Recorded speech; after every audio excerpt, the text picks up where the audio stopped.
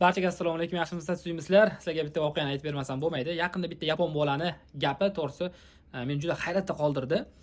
Xullas, ya'ni davomiylik haqida darsga yonida bitta bola o'tirib qoldi, 18 yoshli bola. Qiziqib so'radim. Ya'ni yaponlardan ko'p shunaqa qiziqib ularning nimalarini so'rab turaman. Xullas, birorta sportga shug'ullanasanmi dedim. U ha dedi. Endi nima sport desam, regbi dedi. Regbi dedi, okey dedim. Haftada necha kun desam, haftada 6 kun boraman dedi. Ya'ni 6 kun shug'ullanaman dedi. Bormaydi, o'sha o'zimizni universitetda shug'ullanaman dedi.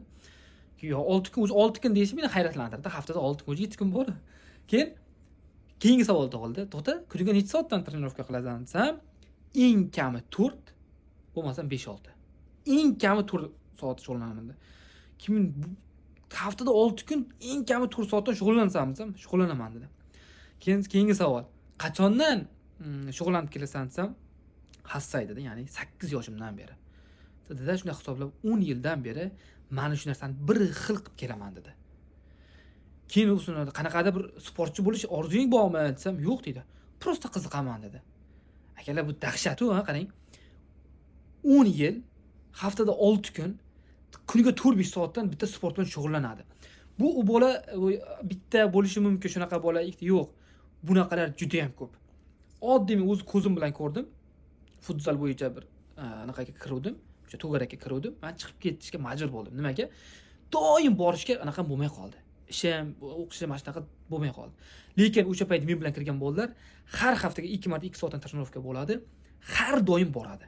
Va ular keyin chempionatlarga chiqadi. O'sha universitetlar o'rtasida chempionatlarga chiqadi. Bu prosta nima Yaponiyani o'sha ta'limidagi bitta tizim desa ham bo'ladi. Oddiy qizlar ham shunaqa sportga boradi. Bizani mana oddiy aytaman, oddiy universitetda terma o'sha futbol jamoasida shug'ullanadigan bolalarni men trenirovkasini ko'rib, bular Yaponiyaning terma jamoasimikan ham deb o'ylab qolaman. Chunki shunaqa hozir kun sovuq bo'lsa ham qo'llarga perchatkalar kiyib shug'ullanadi. 4 ta kursda 4 xil jamoa bor. Terma jamoa prosta qiziqadi. Qiziqqanligi uchun sovuq bo'ladimi, do'l bo'ladimi, qizig'i yo'q.